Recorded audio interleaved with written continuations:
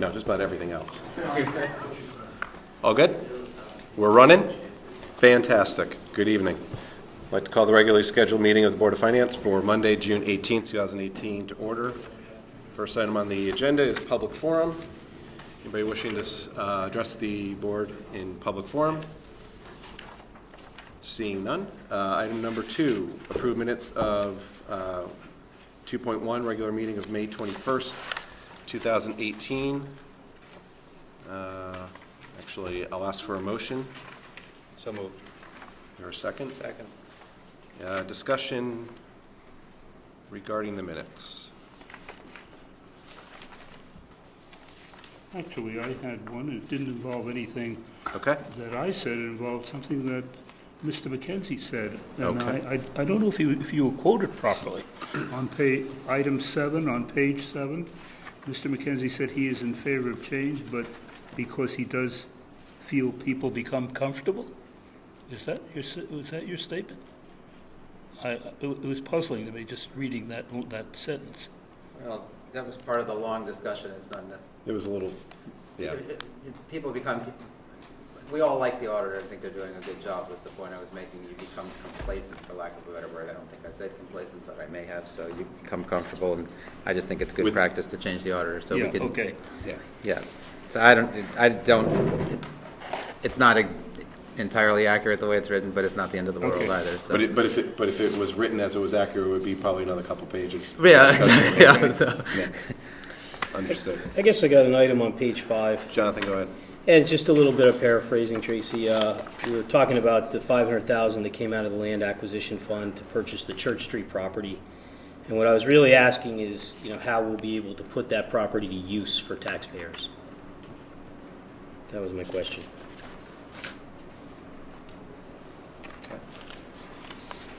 I will make a comment that I believe all the questions that had been raised were answered through correspondence after our meeting.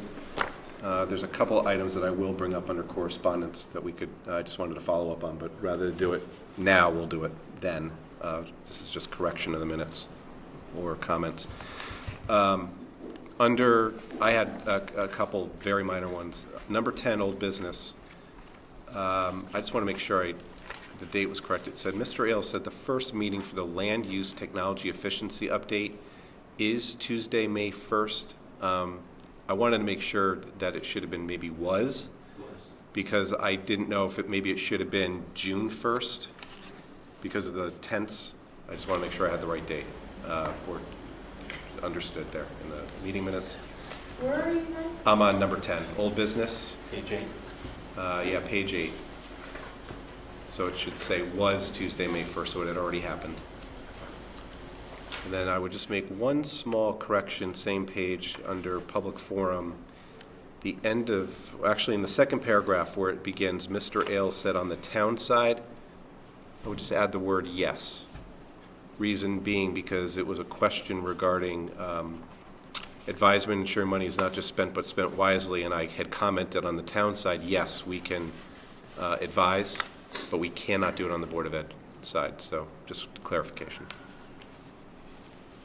Any other comments? Okay, all in favor? Aye. Aye. Any abstentions? We were all here, so. Okay, and number 3, correspondence. We'll go through 3.1 and 3.2. Standing Building Committee minutes. I was not able to attend that meeting, so rather than try to recap it, I would rather just entertain questions by the board on anything that came up. Ken? I had one on item 10. Sure. The update on Melissa Jones, that there was an error in the delivery of materials on the roof, and the correct ones have been ordered, and I wondered whether that was going to affect the development of the project and the reopening of school in September. Certainly a good question. I don't believe that it would, but I'm just reading that comment right now. Resubmit sample. I think it's a question for the Standing Building Committee that I could ask. You could just send a question to him to find out if it'll delay it. There's no indication here, so I would assume that everything is on schedule. Shingles are usually not that difficult to get, so it's not it's usually not a long lead time item. I've got a question about the energy performance contracting. It's kind of related to the standard building committee meeting minutes. And I'm wondering, I know that for the first couple of years, we're going to get some reports on how well we're doing. And I wonder when they say we're going to get reports, will they pass those back to the Board of Finance? Or are those only going to go to the Selectmen office? I mean, the reports would be shared with the Standing Building Committee. I'm sure we could get any report we'd like to. Okay. I don't think the Board of Selectmen wouldn't necessarily get those. The reports from the energy performance contracting. We have not started to receive them yet, but we will be getting copies. You will get Board copies? of Education and Board of Finance, as well as the Board of Selectmen, will get copies of those when they start producing them. All right. I think it would be a good exercise, to absolutely. take a look at, Absolutely. see how that contract falls out. Matt, do you know how often those reports will be, will it be quarterly? I think they were quarterly. That's what when I spoke to Mike Frieda in North Haven, he said originally they were getting them monthly, but they really didn't make an awful lot. It didn't make an awful lot of sense to get them monthly, and they get them quarterly now. Okay. So we have the flexibility. Mr. Chairman, Yes. along the same lines, on item number 13, the Standing Building Commission talks about providing a schedule through the various projects through December of 2018. I'm wondering if it's possible if this board could also get a copy of that schedule when it's made? Schedule of their projects? I don't see why not. Make that request.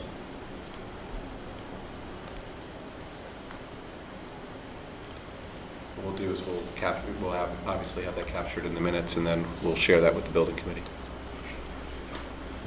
Any other comments on the standing building? Yeah, was there any final decision by the Standing Building Committee?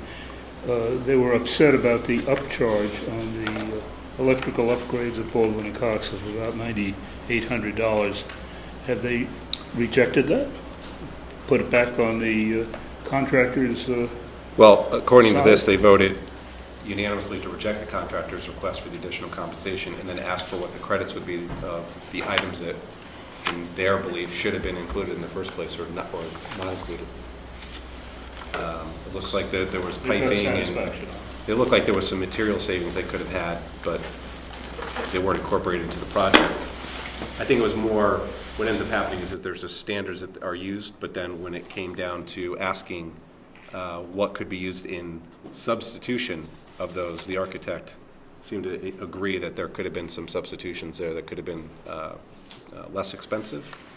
So it's a combination. It's a combination of less expensive materials and not accepting the change for additional compensation. That'll probably be updated in the next building committee. Okay. Any others? Okay. Pension committee. Minutes. I know we got the report. And I had a comment or question, maybe it's even more of a concern. Matt, it looks like you might have to field this one. In the minutes, under the Wells Fargo Advisors 5.3, it said the team introduced themselves, spoke a little about their strategies. They currently have 8 to 10 municipal clients. And then there's a comment, their accounts range from $2 million to $20 million. And Typo. I hope it is. It is a typo. Because ours is 60. Yeah. So immediately I wrote that, I read that and said, Yeah. Hopefully that's not a typo. Then It clearly is. Our account exceeds that by absolutely a multiple of 3. So I just wanted to make sure when I read it that way. So Am I catching that right? You're concerned we had 1/3 of our assets in one basket? Or? no, I'm concerned that the accounts that the team advise about 8 to 10 municipal clients is $2 to $20 million, and ours is 60. So ours is way above. And obviously with a typo, then we're good. I'm assuming that's 200 million? also point out the minutes are in draft form, so I'm sure. Oh, absolutely. Yeah. So hopefully that will be a correction that gets reflected in the next meeting minutes. So, thank you, Matt. I got a question about item 5. Sure. And, just keeping like names out of it, there was just an employee who, it looks like we returned their contributions. Is that a common practice, or this is the new pension plan? And we rolled it over? I was trying to figure this one out. It was contributions made prior to vesting. Contributions made prior to vesting. I see. And those can be just withdrawn? Right. With penalty though, right? Okay. I just have a quick comment on the same line that you comment on, Michael, on section 5.3. The next line talks about the committee looking at Eaton Vance, which offers 20% leverage and 70 basis points in yield as an alternative to bonds. Are we able to lever our portfolios? I don't know exactly. It doesn't go into any detail about what it is they're looking at there, but I thought it was interesting. There are some interesting discussions going on as to trying to get ahead of some market not opportunities, but concerns, much like anybody managing a portfolio. I can't comment specifically as to what Bob was saying there. Certainly, because obviously if they're wrong on this, if it's only 70 basis points, it's a lot lower yield in exchange for but there's no detail. But Right. if they're wrong, then it's going to impact them. Do me a favor, would you formulate a question, shoot it to me in an email, and I'll make sure I get it to Patrick Smith? All right. Please. Great. Thank you. Anything else on pension? Yeah, is there any opportunity with the pension committee to at least research fees as compared with neighboring communities that meet our structural demographic, you might say? In other words, if you look at 3.1, it says the report reflected the loss due to large payouts and the advisor-manager fees, and the portfolio performance remained flat. Well, flat is compared to what? The general economy? Compared to, do we share that kind of flat performance with neighboring towns? I don't know how one is to evaluate that. The term flat or even the fees. Are we paying our advisors below what comparable communities are or more? Well, we will find out soon enough because there's an RFP that's going out to the street. Right, that's the RFP that's alluded Right. to As noted in 5.7. Okay. There's an RFP that's going out to the street. So we'll get a copy of that. Exactly. Okay. And please feel free to attend any of the pension committee meetings if you have. We always have that open invite. So Absolutely. can go It's been there anytime. for years. I think it's third Wednesday of every month, which means it's coming up. Yeah, 2 days from now. Exactly. I'll be there. Not tomorrow morning, Thank you. Wednesday morning. Tuesday morning. Okay? I'm Sure, go ahead. surprised that no one brought this up, but the discussion of 5.6 probably has more bearing or more impact on the pension plan than anything else that we've talked about here. Mm-hmm. And that is talking about bringing the discount rate down to 6.5 from 6.75, which is the anticipated rate of return. It wasn't that long ago that we were at 7.5% like most municipalities, but this pension committee has been aggressive in moving away from, shall we say, unrealistic expectations in terms of annual returns. So there will be some further discussion about bringing it down another 20.25. So that obviously will have some impact in terms of the expected employer contribution if we discount the rate of return. So, This would definitely make shoring up pensions a little more difficult. it could. I'm not sure what you mean by shoring up, but we're in pretty good shape as it is. I think we've all had a discussion and acknowledged that the Board of Ed is on the lower side of all of our pension plans, and we'd like to bring that up a bit. Well, remember the discussions about possibly using the medical surplus to shore up Absolutely. pensions and Right. Well, particularly the theoretically Board, could drive the bill up a of little higher. Education. Particularly the Board of Education, you're right. Yeah. Okay. If nothing else on pension, there were a couple of items that I did want to note in terms of correspondence that we had received since our last meeting. I think they're important to note. First of all, there was an email that we received regarding the GFOE Certificate of Achievement of Excellence, or for Excellence in Financial Reporting, that the Finance Department received. We knew that was coming, but it was official with that certificate. There was an assessor's report on the Elderly Tax Relief Program for October 1st, 2017, which we should have all received. I had attended the CCM Freedom of Information Act seminar on June 4th. That information I had taken, I guess the digital information, I forwarded that to the board to make sure that we all had it rather than just have it in my hands. I think that was the first week of June that I sent that out. I had a note here about the town aid, the TAR funding. I know that there was information sent by Mary Jane. There was supposed to be the state bonding meeting on June 1st. That, I believe, was postponed, or could you provide an update on that? Yes. Yes, please. An email of earlier today, we got confirmation from the state that the town aid road money, the second piece of it, Yep. would be coming to us. And actually, I think we received the money today. It was approved at the bond commission meeting in early June, and we've now received the money. Good. That's a 64,000 or something along those lines. That's a good update.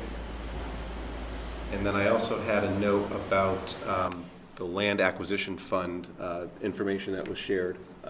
That actually went with the email about the TAR funding. I actually had a question regarding that, and it had to do, now I got to go to my paper copies. I got to come off the tablet. Paper copy. You asked how it was. First of all, I wanted to thank Mary Jane and our first selectman for sharing that information. It was just something that I noticed the question generated on how do we receive revenue, or how much revenue were we getting. And over fiscal year 13, 14, 15, 16 for tower rental income, it was in the 80s pretty consistently. Last year it jumped to almost double that. And then this year it seems to be tracking to almost double that number of about looking around $300,000. It's tracking that because this was as of March 31st. I guess what I was curious is that truly the number that it's tracking to, or is it based on the timing issue that we hear a lot from the departments on revenue? Because it seemed to be a pretty substantial amount difference. For example, one year it was 200,000, then it dropped to 70s, and then 80s, and then it jumped again. So it seems to fluctuate, and I was just curious what was making that fluctuate specifically, and if we... It could be a number of things. It's a number of cell sites that are actually being rented on those towers. Technology changes over time. They need less antennas. Sometimes they need more. Received word earlier today that Cellco, who rents on the tower at the water company, was replacing six antennas with only 3. But they had a different set of antennas that were 3 that were increasing to 4 or 5. So it's a moving target based on the technology that is deployed at any time. We have a contract with an organization that manages our tower rental. We have a sole contract with the lessee, and the other portion of that is over the last couple of years we've been a little more aggressive in requiring a true-up in terms of, and seeing the affidavits on the contracts they have with the other service providers, with the Sprints, the AT&Ts, et cetera. So we've seen some increase in both of those areas, I think, as a result of both of those things.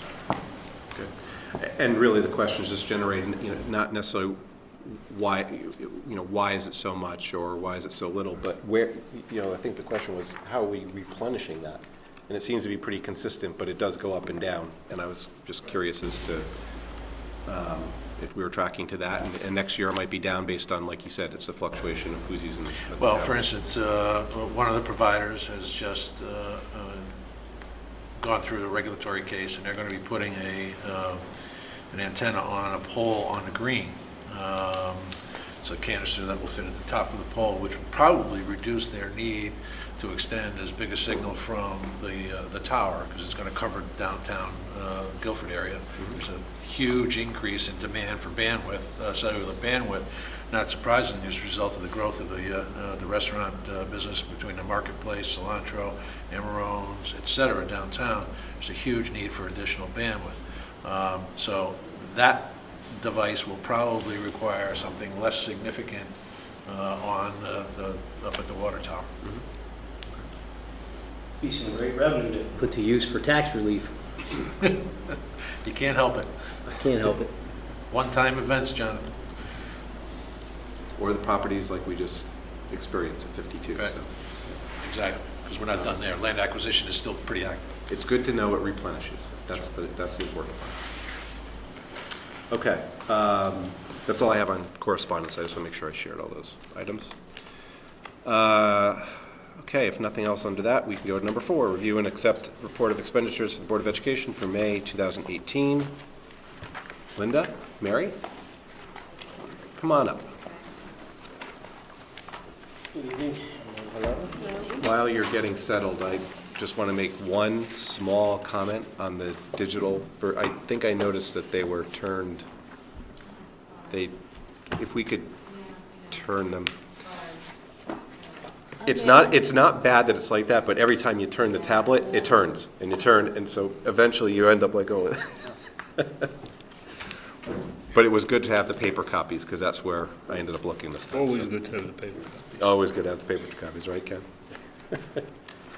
Okay, Linda, Mary, all set. Okay. You start. Okay, so our total expenditures for the Board of Education for the month of May were $4,281,905.16.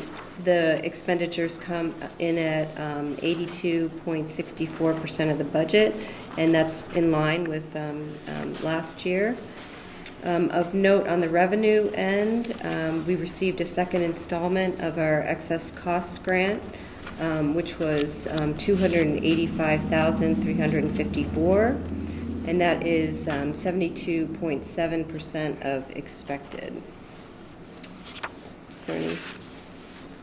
Does anybody have any questions about? Can you give me that percentage one more time, Mary? I missed it. Sure. The 72.7% of expectations. And the first installment that we had received was 74.5%, and we had been told that it was going to go down, and that's how much it went down.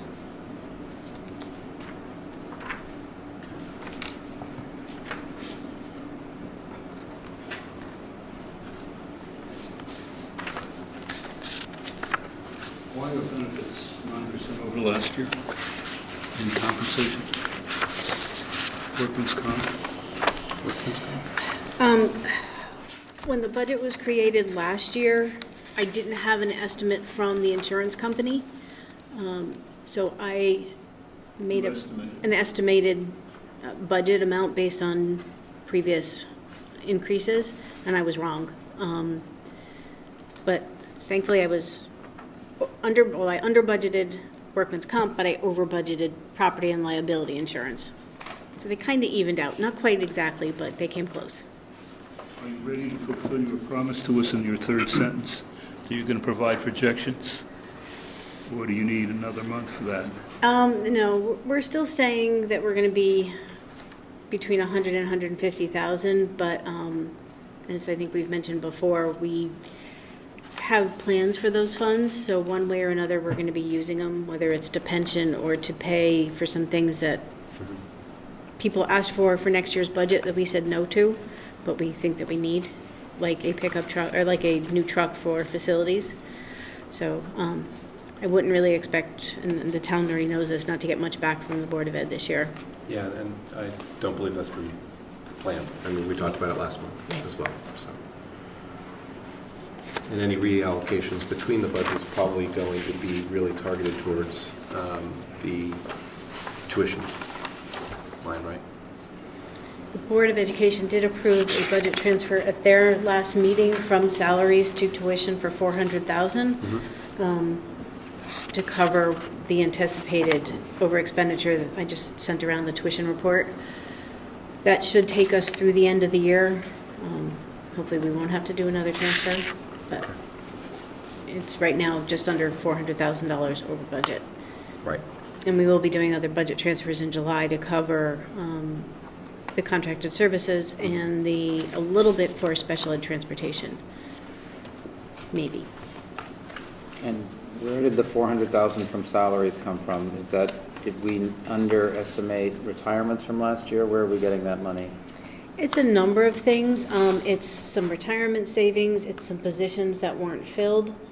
It was some increase in Title I grant revenue. We had this unexpected blip of additional revenue for Title I that we hadn't anticipated, which a lot of that went towards salaries. So there was a number of pieces that made up the savings. When did we receive that? The Title I? We don't get the official award until, yeah, it's usually late. It's sometimes November, December even before we get the final award. We get an original estimate and then they always change it. So that one came in much later than. I was just wondering I'm trying to recall when it came in during the year, and I'm just blanking on it. So it was in the fall? Yes. So Linda, I know you'll tell us that how things completely balance out with some things that we underestimated and overestimated, but is it worth a little discussion about some of the items that we did underestimate? Sure. I guess there's, co-curricular. What's driving that? Is that the right line? My eyes playing tricks on me. Yeah, that's one I just goofed on. Okay. I just made a mistake on the budget. Just should have been a little higher. It should have been a little higher. We actually budgeted, we corrected it for next year, and I think we had talked about it in our budget discussions. Okay, and then special services, I guess we kind of know there, right? Some of the special education costs filling into there. Into where? I'm sorry. Special services on page 2. Oh. Yes. Yeah, that's a lot of that's all special education contracted Right. services. That's when we get more placements than we expect and more No, that's students, really or- more services that are provided to, well, it could be some for some outplay students as well. Yeah. But it's like evaluations, OT or PT that we need to provide, a behaviorist. Okay. It could be, it's a number of things. Nursing services for, we have a contract for nursing services for a student. So it's any of the contracted services that are needed for the students. Okay, and then there's like athletic, music, and transportation that's kind of a little bit over, 2% over or something. Right, that'll get balanced out a That's little not bit. really big money here. Once we get a little bit further through the final sports things, the athletic department will help balance that a little bit with funds from their gate receipts. Oh, okay. So we pay the bills, we balance it out, we go back and forth with who owes who money for different athletic things. Okay, so that could improve a little as we Yes. close out the year. I think that's about it. Everything else is kind of under or right on target. The sheet you just handed us, Yes. of course, what comes right out at you is the private tuition. And we had budgeted 3 for residential, it jumped to 7. We had budgeted 15 locally placed, went up to 17. My question to you, and that's the basis of the deficit that we've got. Yes. And my question to you is, when did we realize those increases? Was it at the beginning of the year? Was it All mid-year? throughout the year. Pardon? All throughout the year. Sometimes we get, and I can't remember exactly when they came. I mean, we just had one within the last month. And so that it comes throughout the year. And some of them are, we might see them on the horizon. Some of them are complete surprises. I tend to recall that when every month we get this report now, and again, thank you, it went from 3 to 4, then it went to 5, then it. Right. So it has been incremental over a Yes. couple months. It didn't just all happen at No. once, so. The, Yeah. if there is somewhat good news, which right now, and I'm saying that clearly, right now, for next year, we seem to be in very good shape with our tuition budget. We've had some changes in the students already from what we budgeted. Looking down the road. So I'm hopefully optimistic that tuition might be a little bit better next year. The interesting thing is that the public tuition seems to be holding firm.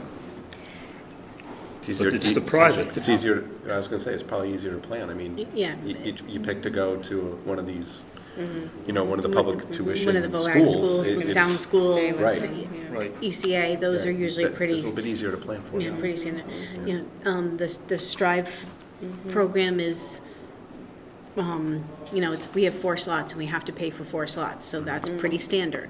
So yeah, those don't fluctuate as much. We get into warrants. Yes, we have a number that are 6 or 7 that are aging out. We have quite a few that are aging out this year. That doesn't mean you necessarily might. We might get more. No, that's true, but it helps plan at least. I just based, again, on the expenses, just the largest encumbrance, and it seems to be the recurring theme the last couple months. Jonathan, I thought you were going to go here, but for, upkeep of buildings and grounds, which is right at 100%. So the good news is it's not where it was last year, which was way over. Yes. So we're right on, but that's because of the encumbrances. Right. So where do we look right now on the call it $190,000 in encumbrances? Are those basically going to happen, or will there be any cancels? Some of them will, some of them we're going to cancel. I took a few of them off already, Okay. modified some. We had one that was out there for $10,000 for the TecoGen system. Well, the Okay. TecoGen system was shut down, so we weren't going to pay an annual maintenance. Right. So we cut it down to $2,500. So I've already done some changes like that. When I can sit If- down with Cliff, we're going to go over a little bit more. And Cliff's still running shorthanded, so it's It's good news, though, seeing it at 100. That Yes. was near the end of the year, 100 with that much in encumbrances. So as long as there's nothing else that comes up as an encumbrance, and where's the wood, right? Yeah, I hope there's nothing else. We did just get invoices for sanding from December through April that we have been trying to get. We had encumbered $5,000. They came in at $7,000 something. So there's always stuff that Right. kind of pops up they weren't quite expecting. Okay. Where do things stand with regard to the Calvin Lee septic system? And is that in this budget, or will it show up in the next budget? Well, it was never really budgeted. Right, I know. But the expense? The expense is going to come out of next year. Let me see if I have my notes here. So the design of the septic is out to bid at the end of the month. The cost is between $25,000 to $50,000, they think right now. I guess the Standing Building Committee was questioning those costs. They didn't think they were accurate. And I believe Cliff was going to see if maybe there were some bond funds that had some funds available that could possibly be used. Based on the wordage of those Right, bonds. but because it's going to be done over the summer, the expense will be in next year, whether it's, we pick it up in our budget, or if there is a bond that we could use. Okay. Right now, the pump out of the it's not system invoiced. is, we're paying it monthly. And that pump out is happening weekly? Yes. Yeah. And once school gets out, they may cut it back a little bit because the building won't be used as much. But school's going a little later this year, so. Yes. A few more days. Anything else on expenses? Warrants. Warrants. We'll go to warrants. I have 2 questions on the warrants. Go ahead. Page 5. I'm actually looking at it at the tablet. How's that? For progress. I see that the bill with Eversource for the high school was over $23,000. Is that as anticipated? We were told that the high school had very efficient heating and cooling, and you see that number, and that's 1 month. Was that anticipated? Is that higher than we thought? What? It's actually been a little bit better than what we thought. It's, right now, the high school electricity is going to be in a little bit less than what we had budgeted. This bill, in the past, you had seen 2 different bills for the high school. So you had one for the supplier, one for the generation. With the new contract, it's all on one bill. I see. So the bill does look a little bit higher because you're seeing it all billed through Eversource. But right now, the high school is actually coming, I believe, going to be under budget for. Ken, if you look up about 8 lines, the prior month is also on there for the same building. It's Yes. 20,600. Right. So we got hit with two Yeah. bills in the same Same cycle here. Mm-hmm. same But you can see cycle. it's the prior month, Oh, right. Right. just to give you an idea that, so it is relatively consistent. Relatively consistent. And I would almost, if I were a betting man, I would tell you that next month is going to be, it'll be higher. Right. Yeah, obviously, because we're into May, June, and Right. it's going to be, the electricity is going to be running a lot more. Yeah. And then hopefully it tails off once, are we getting out of school this year? We have to be out now, yes. A few more days. Seems like it's taking forever, doesn't it? 22nd. There are schools that are cutting down their school day because of this heat. Yeah, and we don't have to do that. So. No, we don't. Go ahead, Ken. Yeah, another one? I had one more. It's a general question. I haven't asked it in a couple of years. I'll ask it again. About the snow removal, to make everyone feel a little cooler. I see that on page 8, we had a total of about $32,000 in snow removal outsourced costs. My question is whether the Board of Ed is not considering some other way of doing this. I mean, can this be handled internally at some savings? Must we go to an outside vendor for this? We are not looking at using in-house. We don't have the equipment. We don't have the manpower to do the schools. The trucks that we currently have do not really have the capacity to do that size of a space. We have, our staff does all the other buildings except for the high school, and contracting out the high school has worked better for us as far as being able to get it plowed and cleared in time so that if school's going to open, everything's clear.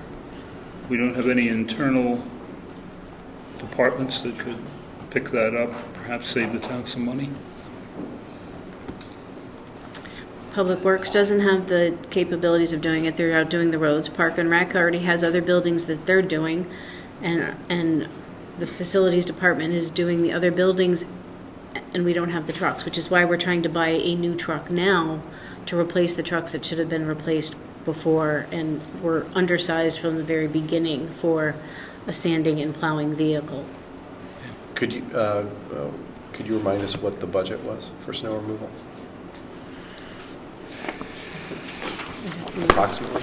I have it right here, just give me one. Because, to go to Ken's point, I mean, obviously $32,000 sounds like a lot, but that is a huge task at high school. And I'm sure that they've got some sort of clauses and insurance and other items that they're responsible for,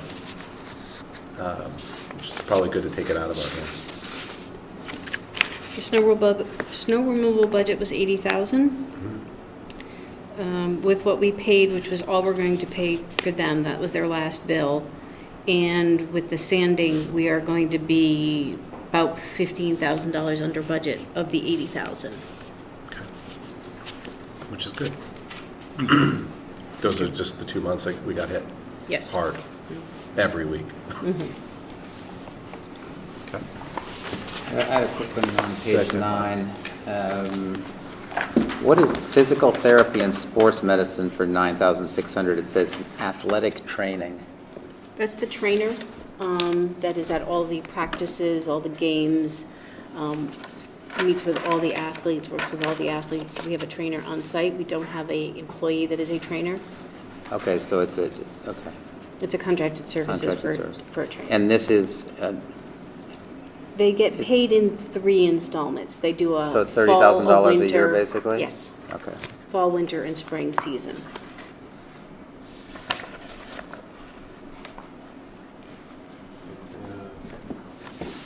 Anything else on warrants?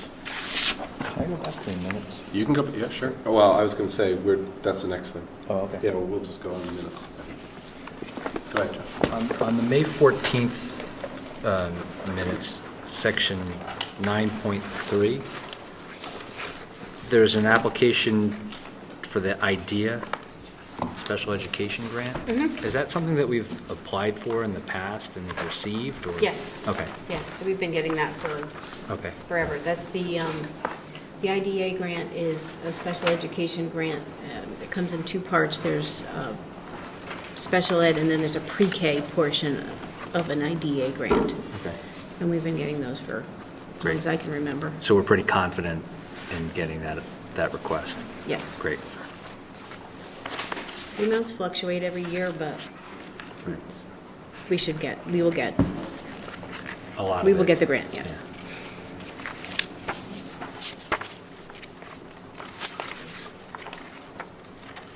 Anything else on minutes, warrants, expenses? I thought it was pretty amazing that Linda found all that data from the winter. It's pretty amazing. She's got it in the bag of tricks there. Excuse me.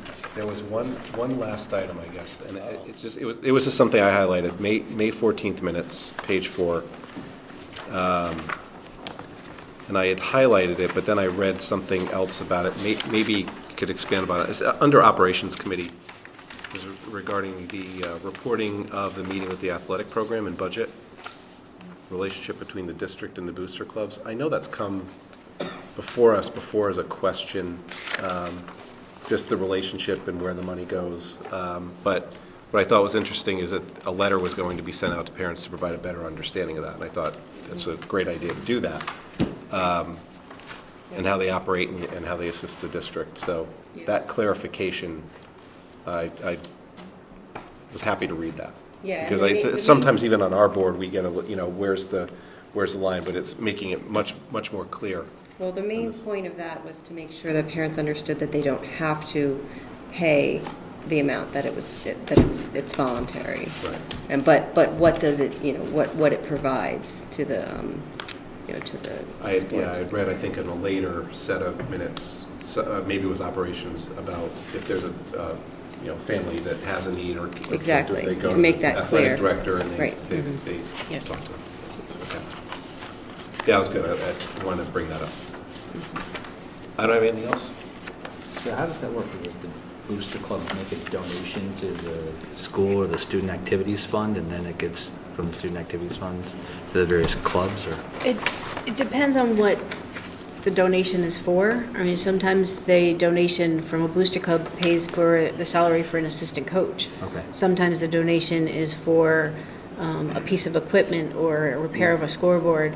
So sometimes the funds go to the student activity fund, and the student activity fund pays the bill. I see. So it all depends on what it's for. They've bought uniforms, they've bought equipment, they've bought all kinds of things from booster clubs.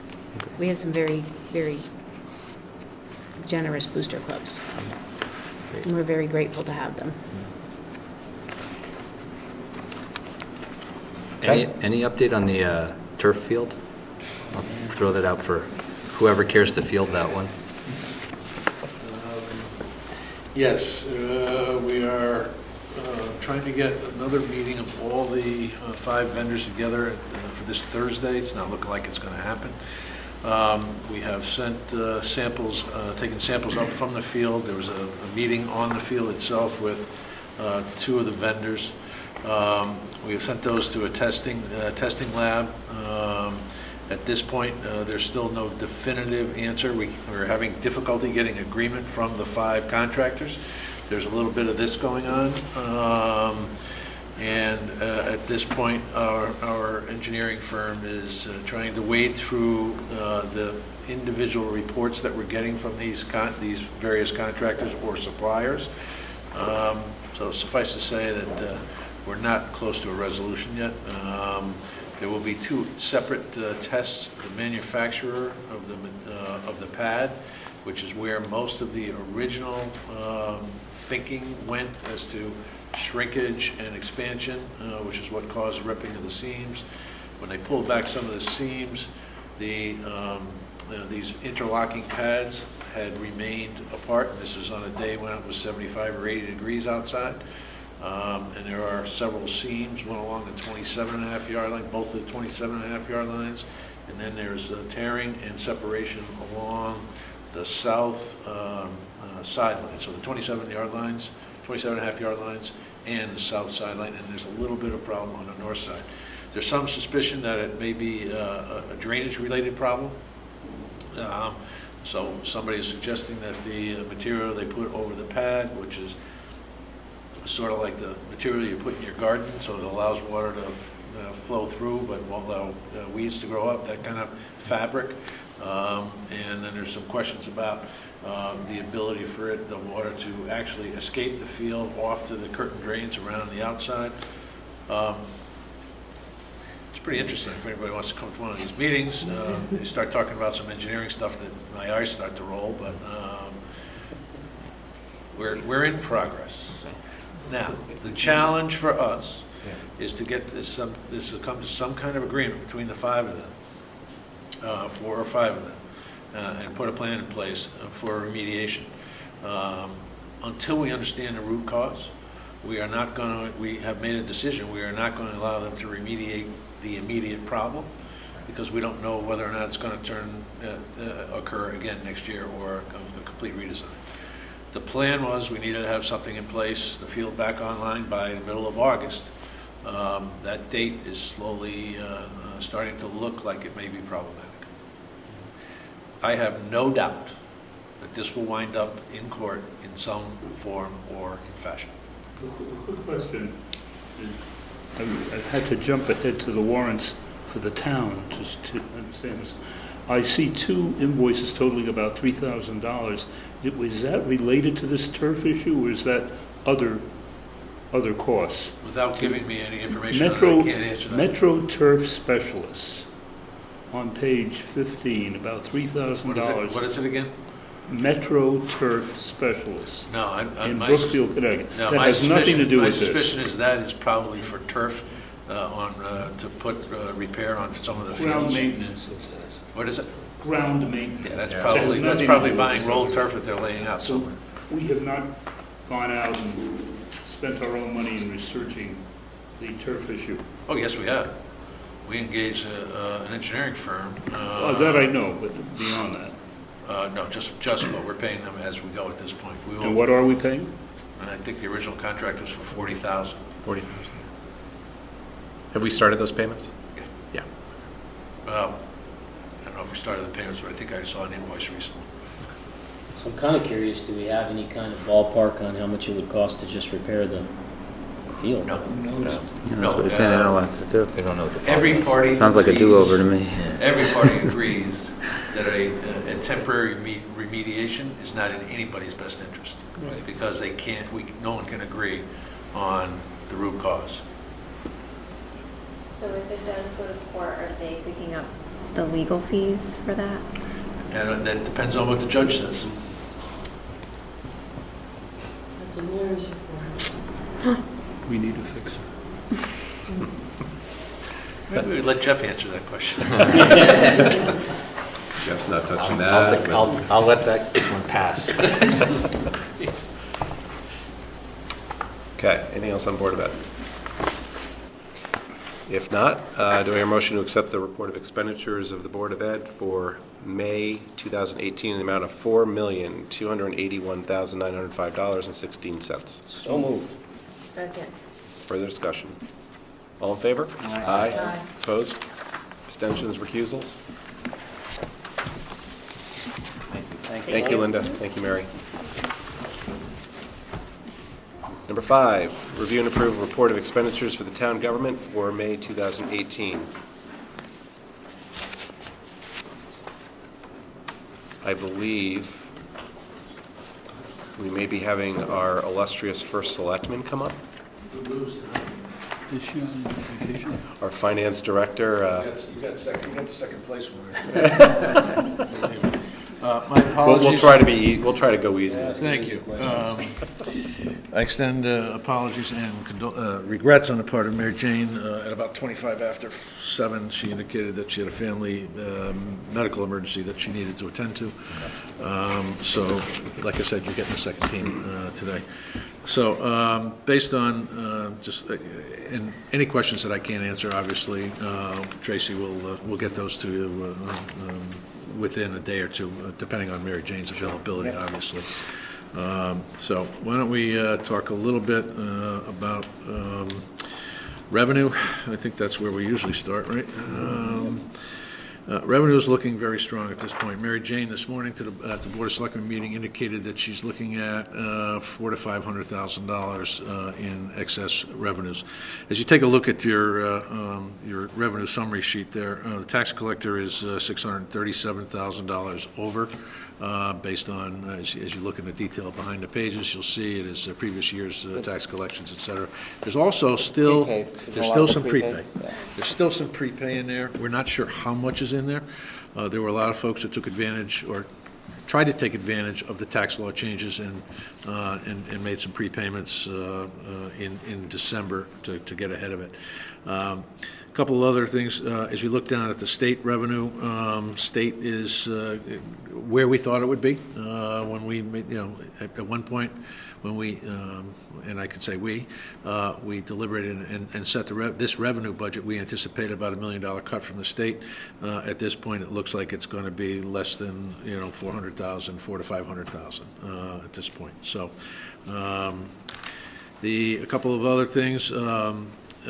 Ken, to your everlasting credit, the finance at $76,000 over, and I think this board made a prudent decision when you set the mill rate to increase that number to $150,000.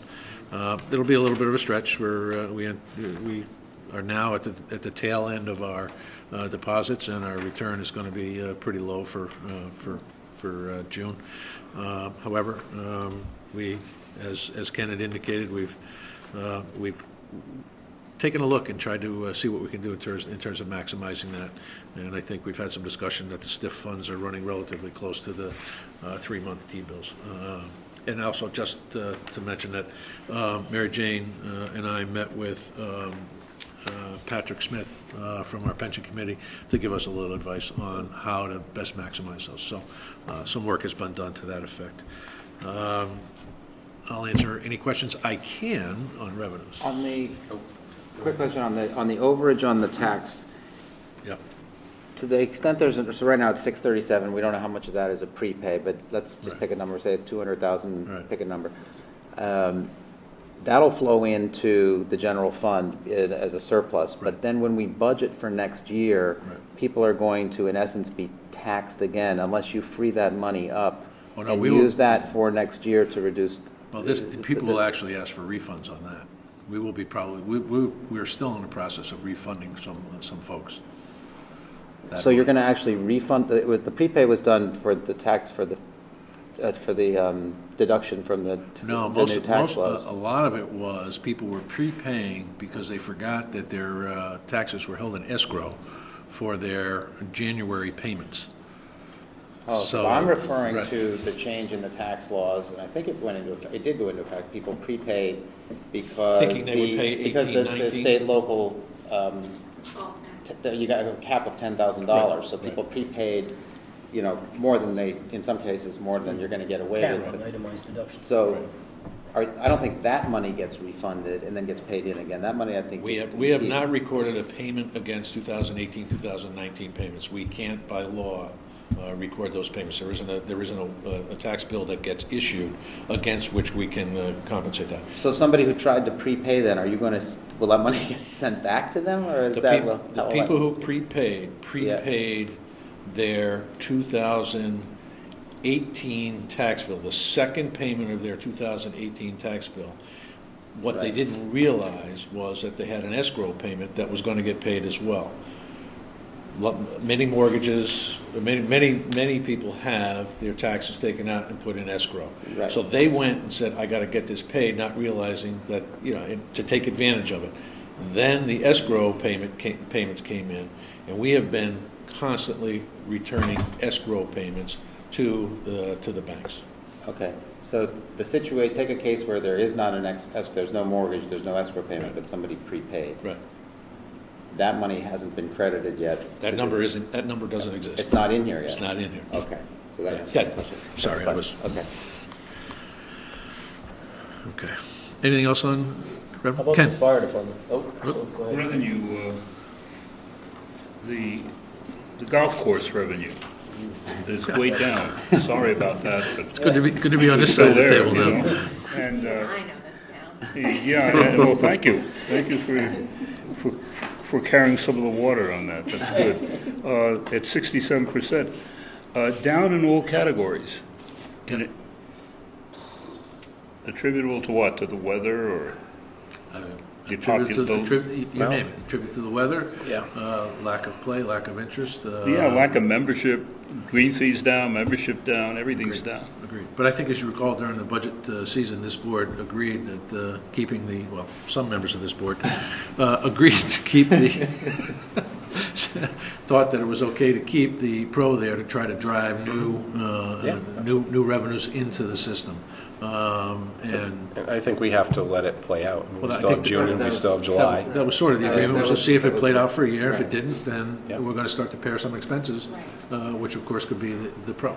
And then, at some point, we'll make a decision as to whether or not an amenity like a par 3 golf course in town is worth having, sort of like having park and recreation programs or other services that we offer through the town. And Ken, you can go back to Bill Meiserman when he told you that it was going to be a profitable enterprise. He And wasn't there were some the of us who only didn't one. believe it then, and we don't believe it He anymore. wasn't the only one, but many commissions passed.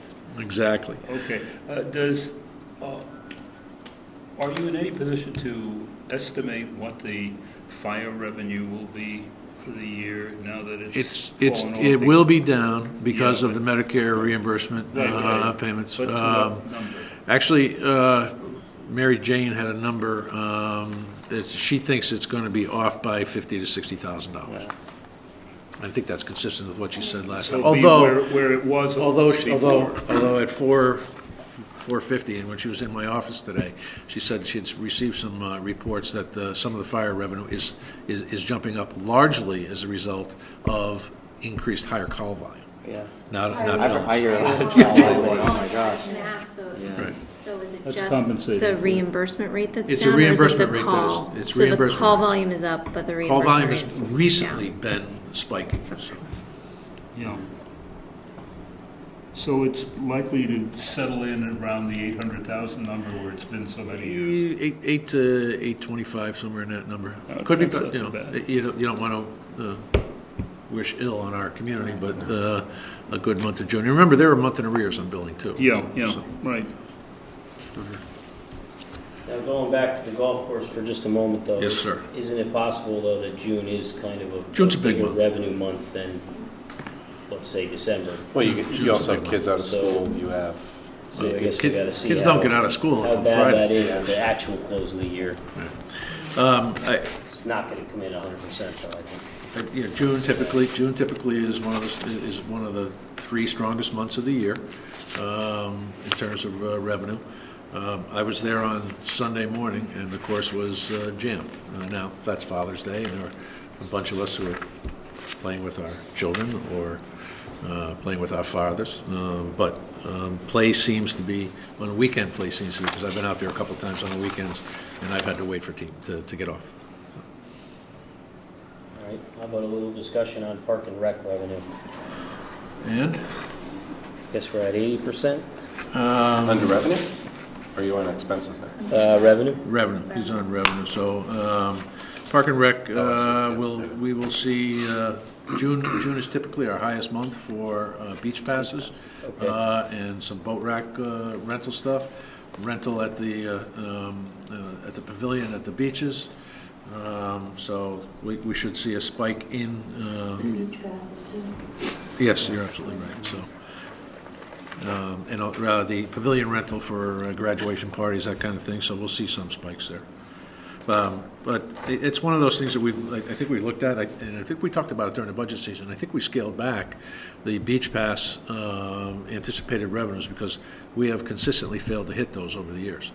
And this year, I think we scaled that back, or not this year, the 2018-2019 budget, which starts in 13 days. Because we are trending a little bit low on the beach Yeah. passes, but, yeah. But How about- right, but ahead. We're a bit Other ahead of last state year. revenue.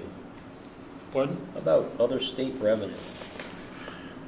Well, the other state revenue is higher because we had anticipated $1 million cut, and we took it all out of ECS, and it didn't materialize that way. So most of it came out of the other grant programs. They took away the municipal revenue sharing program. They whacked up a couple of the other programs that we typically receive money from. So when we cut $1 million out of the anticipated revenue budget prior to, well, at that point it was what, 6 months prior to when the legislature passed their budget in October, we had no idea which way they'd go. So we took $1 million out, and which is why we're over on education, right? Yep, over 461 and under 823, so. But on the other state revenue, we're down 800,000 Down or so. 400 net. Right. So what's the net, Jonathan? About 400,000? Yeah, it looks like we And got we had anticipated- 474 out of about 1.3 Right. million. So we had anticipated being $1 million short when we originally, when we cut $1 million. So, and then on top of that, what happened was the governor came in and did mid-year rescissions. Remember that was in the December, January timeframe, and he took 300,000 from us. 287, I think is the exact number. So. Any chance some of the state revenue may appear before the close of the year? Yes, actually there's some, like we talked about it earlier tonight. Town aid roads, Road and there's a aid? couple of, Okay. and some LoCIP You money. I said think. road aid, about Yeah. 60,000 Yeah. might come in. So I think we're going to be somewhere around, by the time we're done, we're going to be close to $300,000 short, which is kind of what we've been, Mary Jane's been talking about for quite some time. In the long run, not bad. Right. All right. Expenditures? Wanna try expenditures? Let's see if I can- Expenditures. One question. Well, I would have paid more attention to Mary Jane Yeah. this morning. Although that's unfair. That's unfair. We are in regular communication, but not Question on expenditures. certainly. Obviously, because of the storms and the tree damage, it's way up. Is it going up further? Right now, natural resources is over by close to 29,000 with, what is it, most of it has been because of the tree removals. It is tree removal. Are we- Storm do we have storm more work? related. More work to do on that? We can have more work. It depends on whether or not we get another storm, a big windstorm. At this point, we should be good with tree removal until the new fiscal year kicks in. And anything that has been or is about to be earmarked or tagged to be removed can wait until the next fiscal year. Added to which I should not say that because this is a publicized meeting. Well, he'll be back this week, so. I wanted to make one comment on engineering and public works. Yes, sir. I looked at most, and it looked like most of the categories, at least the big categories, were all over budget. Right, Amazingly, they're at 93%. right. And I was trying to figure out exactly how they did that, but when I looked at the numbers, I was pretty impressed that they were able to keep. I mean, there were some real hits that we took this year, and yet there's, engineering public works is at 93 and it was at 95 last year at this time. So even though it might go over, it could have been a lot worse. Right, and we're reviewing encumbrances as well, so. Right, there's a lot in encumbrance 171. Exactly. So Yep, just, good job by the department. absolutely. Did go well in the revenue, too. Yeah, absolutely. Anything else on expenses? Expenditures. Expenditures. I guess maybe legal. Legal, I think you've been advised for some time, it's been over. If you look at the detail, we're $63,000 over in labor. That's largely the result of the fact that the recently not agreed to but not yet ratified contract with the firefighters was settled. That's a 2.5-year negotiation, or 2-year negotiation. So you'll see some money from in the designated fund for reserve for personnel, as well as money in this year's reserve for personnel going out. You probably won't see it. You may see it if we get the contract in hand. We may see retroactive pay by the end of this month. But that went to arbitration. For those who aren't familiar with arbitration, there are 3 arbitrators. There's ours, and there's the independent arbitrator. We pay 1.5, and that's about $6,000 a pop. And there were probably 6 sessions since the start of the year. Did it go to a conclusion from the arbitrator, or did it settle? We settled. We settled while with the arbitrator. The arbitrator's job is to get people to settle. Right. And we think it's a fair contract. We think it's one that protects the town against long-term liabilities, and we think it's fair to the current employees in terms of the benefits package they're getting today. So I can't go into any more detail until it's ratified. Additionally, we just settled, and the Board of Selectmen authorized me to sign the contract for the communications workers, which is 7 individuals, 4 of which are the primary 911 caretakers at Town Hall, and the 3 police dispatchers over at the police department. So that contract was settled as well. But the labor expense is largely associated with the work. And we also had some costs that you may or may not realize come out of that. Not every time, but many times when one side makes a proposal, you want to assess the economic impact, particularly as it relates to pensions or post-employment benefits. In order to effectively negotiate and bargain, you need to know what those impacts are. Well, we use Milliman to do some of those that actuarial work.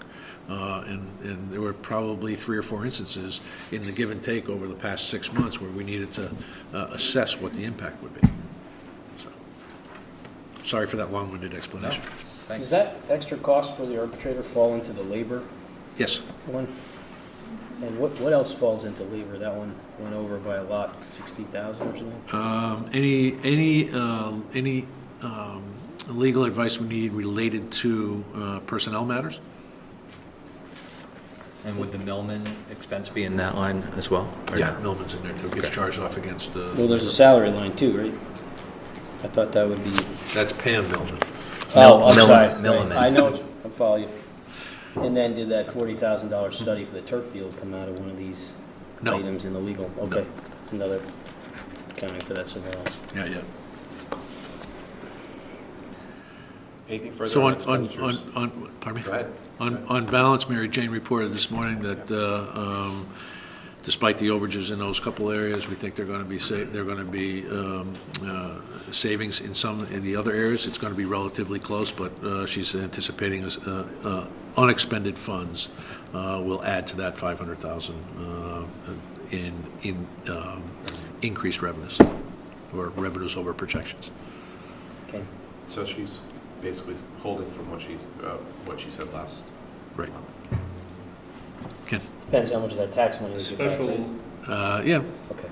special funds, reassurance, please. We'll get to that The document. Wright Pierce invoices for the feasibility studies on the water main project, that's all ultimately being borne by the residents. Absolutely.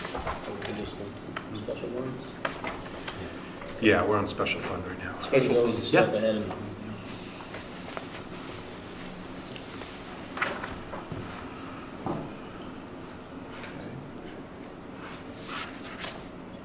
I ask every time. Go ahead. It's really I would wait. And I may not have the answer for you, Bridge.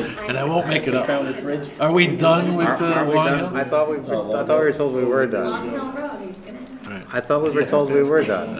Every week, every month. I will let Have we Mary- not I been will- told we've been done for 2 No, months now? I think Mary Jane said that there were still some outstanding invoices. Yeah, we're coming to the end. That's what she said the last Well, time. Yeah, she's- last time. If she What- did say what- we were where coming to where are that. we on her quarterly report on that? Are we due for another Another one? month or so, it's due. We still have We'll another- accelerate that. We'll get that to you. It just kills me seeing that. Oh, my God. So we'll have her update that spreadsheet and then show where we are in the totality of that project. Others? If you start on warrants, it's a 50-50 chance on getting any answers on those. Well, I'd take those odds. why are we, I see almost every month a legal bill from Pullman and Conley on deep violations. There was an NOV, a notice of violation on the Tuttle's Point Road, and Pullman Conley is representing us with the Department of Energy and Environmental Protection in our negotiations with them related to the satisfactory resolution of those notices of violation and consent orders. Was it just Tuttle's Point? No, there's 2 others. Okay. It's ongoing negotiation with them. So our legal bills, any way of estimating what our legal bills are going to be on that? No. It's monthly. It showed up in April's. Yeah, Because I remember I asked it. you asked as well. That's That's right. right. Yeah. So, It may have shown up before too. Yeah. You see that number every month. I have one question. that would be. Oh, a special, okay, regular warrants? Regular warrants. Yeah, weekly. Go ahead, if you have one. Page 44, 44. $6,200 to a source in Cheshire, the services on Danielle Avenue. Along That's Metro. Mulberry. That's Mulberry Point. That's the water main project.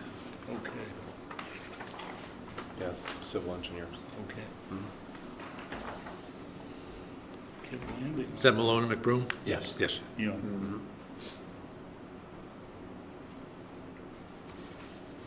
So that goes into the Into pool the of new- monies It's- for the water main. That gets absorbed by the cost, by the users. And is that tracking to what residents thought they were going to be paying so far? Yeah, this is a result of the fact that when we applied for the permit, there were a series of permits, obviously, but one of the permits had to do with crossing the culvert on Daniel Avenue, which is really sort of a bridge structure, and the original design contemplated attaching it to the roadbed and the supports on the culvert. The Army Corps of Engineers came back and said, can't do that. You now need to move it and have a freestanding support structure. Because if the road collapses, they didn't want the water main to collapse along with it. So that required another set of permits and another set of engineering studies. And, I don't think there were any vernal pools that we had to worry about there, but there are some vernal pools up further on somebody else's property, but that's another story. So Well, they're not vernal pools, I'm sorry. There are times of the year when we can actually get into some of those pieces of property because of the hatching seasons or something. So far, based on all these numbers that have been accumulating, when the residents get their allocated bill, they're not going to be shocked. They It's shouldn't not, be. it's They not should- significantly greater. They shouldn't be than because the- there was a $300,000 Contingency, contingency right. fee, as you might recall. So I think they're hoping that the contingency fee doesn't get eaten up and they wind up paying significantly less. Any estimate as to when construction might start? We got DPH approval last Tuesday, Monday or Tuesday, for us to go out to bid. So those bid documents are being prepared today, and they should be on the street first week in July. Not fast enough for some residents up in that neighborhood, but we're getting there. It's hard to believe it was, 13 months ago that was approved at the referendum. The challenges obviously are the permitting and the design and the permitting stuff with the regulatory agencies. Right. Anything else on warrants?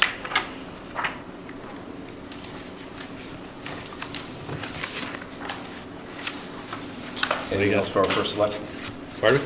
Anything else for our first selection? The health report? Medical benefits. Oh, medical benefits. You know what? Yeah, medical is the second one listed here, so medical, yes, definitely. Right. So, Pretty good number. Another good one. good month, So the ISL may come in. but we're getting close, it'll but more likely Close happen. one way or the other, right? Yeah, it'll most likely happen. How's our surplus at the bottom? Pretty strong. We met with our health insurance folks. Go ahead, Ken. No, go ahead. We met with our health insurance folks, Board of Education, Mitch, Mary Jane, myself. I think was Jason there too. And to talk about what we can do with the excess in that account. There's a couple things that we are going to have talked about. The consultant, ironically enough, suggested we ought to have 2 months' worth of billing or expenses in that account. So that would roughly put us at what, $2.5 million. The discussion around the appropriate use of some of those monies is delicate in a couple of ways. One, there's a combination of contributions to that number. One is that the town has put in, the other is what the employees have put in. But there was also another aspect to this that we thoroughly vetted, which was back several years ago when the fund was underwater. The town and Board of Education infused money into the account to the tune of about 500. Was it 5 or what was the number? Wish Mary Jane was here, but It was about 600,000 total. 600,000 in total, which our insurance consultants and their legal opinion is that money is available for us to do what we would like to do with it. So to Jonathan's point earlier about shoring up pensions, clearly that could be a use of that money. There is also a strong argument to be made that shoring up the pensions also goes to the benefit of the employees, so use of some of that money for pensions certainly is within the realm of possibilities.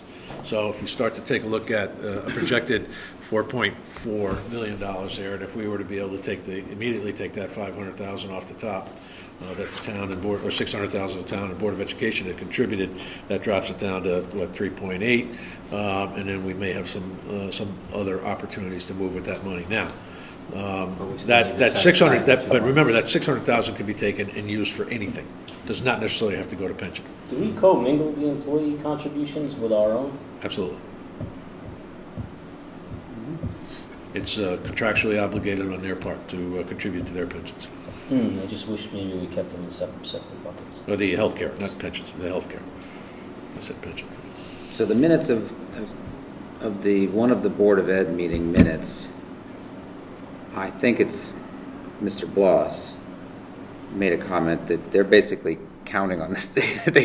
There's a line in the minutes indicating that I think you indicated to them that we could make the transfer in late June or July. There's a date in there, but there was one line in there, and I interpreted it as being that they're looking for this money. Right. I believe I was somehow misquoted in that when I heard that the Board of Education was contemplating not making their last payment to the healthcare account, which took place at their last meeting. I immediately called the superintendent of schools and the chairman of the Board of Education to relay my concern about doing that. That is an expenditure. It was within the best of intentions. Take the money that normally would go to that account and move it to shore up the pensions. I would prefer a much more transparent process where, because the Board of Education and the town enter into an agreement to collectively manage a health care program and account, that to allow one entity to make a decision that they're not going to fund it at any one given time sets a precedent that I'm not very comfortable with. In fact, it happened several years ago, and I wasn't comfortable with it at the time. So there will be further discussions between myself, Chairman Bloss, and most likely Chairman Ailes, and the superintendent of schools to make sure, and Linda, I'm sure will get brought into that conversation. But I think, from a transparency sake, this was an expenditure that was approved by the voters. To not make that to that particular line item, notwithstanding the fact the Board of Education has the ability to spend their money where they want to, I think this is a unique situation because this is a co-managed and co-run insurance program. And for either side to have the flexibility to decline to make a payment, I think is a bad precedent, regardless of the financial health of the plan as it stands today. I would be much more in favor of moving the money back and then through it and figure out a way to make sure that we accommodate the employees if we're taking more than that $500,000. Is that fair? So it might be argued that if this kind of transfer is allowed and that the boards are positive about this kind of transfer, that sooner rather than later would probably be better. Which transfer are you talking about? Transferring some of the surplus to shore up pensions. Okay. All right. That would be a discussion that we all need to entertain, and I'll be happy to come up with a recommendation to that effect. Ultimately, it's your decision. What input from town and Board of Ed side? We'd be happy to offer our opinions. Yes. And recommendations. And with that, a legal opinion as to the validity of doing so. Yeah. Particularly as it relates to the employee pension contribution, or the health care contributions. I'm sorry, I keep saying pensions. Anything else that I may not be able to answer? Just the reflection of what you said, that will appear in the, I'm sorry, I was going to say package. That will appear in the meeting minutes for the Board of Ed, that discussion that you just talked about. Yeah. Because there was a June 11th meeting. Yeah. Right? So we'll be seeing that again in writing. Anything else on medical? Okay.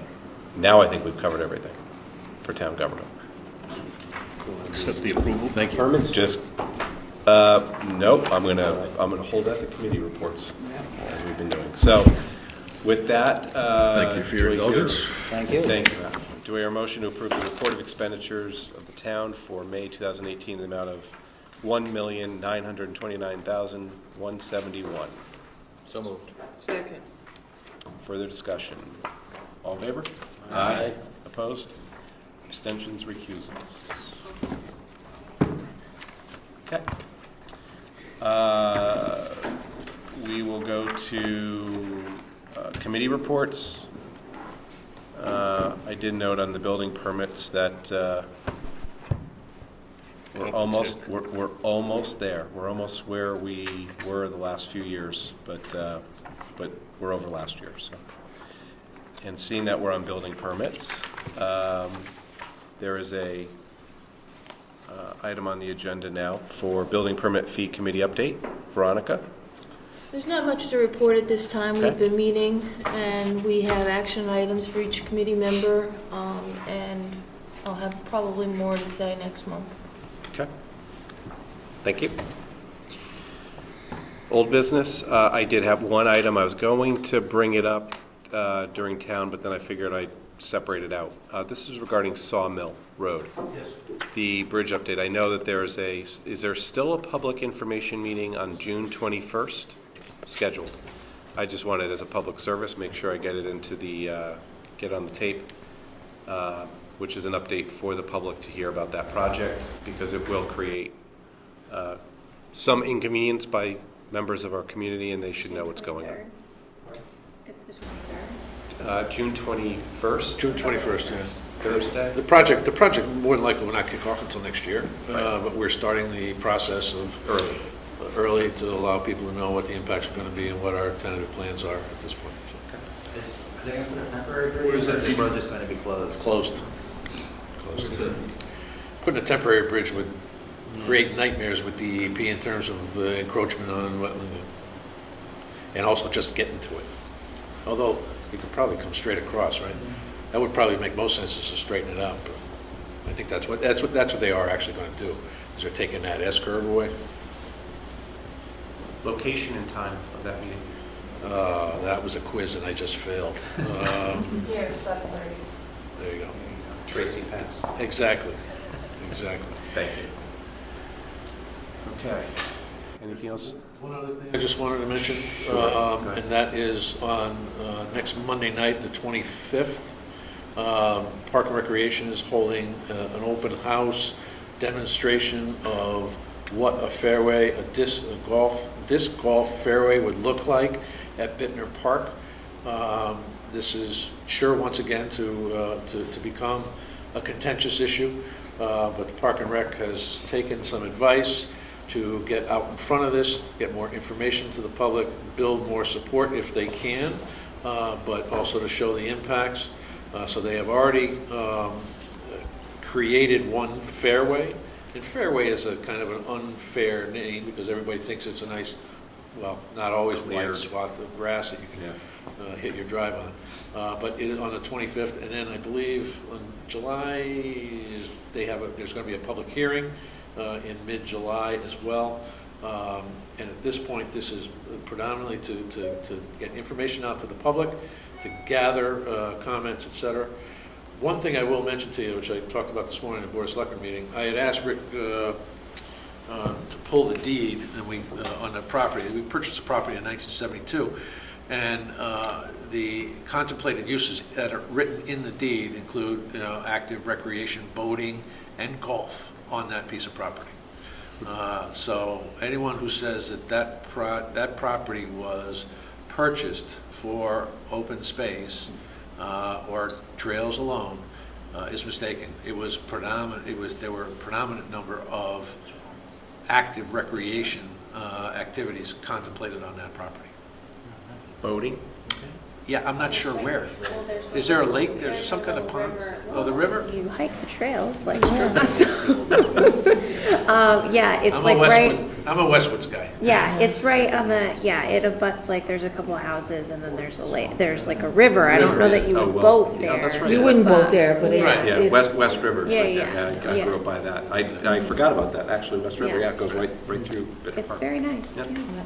And at one point, it also contemplated the expansion and the road, expansion of Baldwin, or relocation of Baldwin onto that property, and the east-west access between Long Hill and Route 77. So, Hubbard Road, the Bullard Drive extension, right?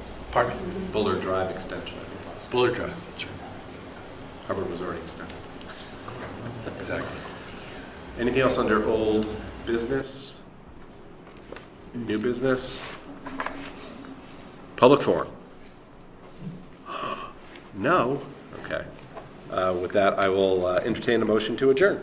So moved. Second? All in favor? Aye. Thank you. I thought we'd be done before it got dark, but we didn't.